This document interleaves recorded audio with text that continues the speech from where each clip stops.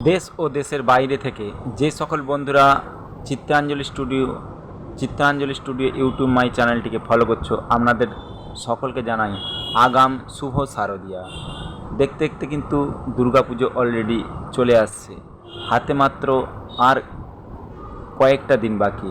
এবছর মহাষষ্ঠী অলরেডি পড়েছে আশ্বিন মাসের 11 তারিখ, অর্থাৎ সেপ্টেম্বর মাসের 28 তারিখ রবিবার কিন্তু মহাষষ্ঠী পড়েছে।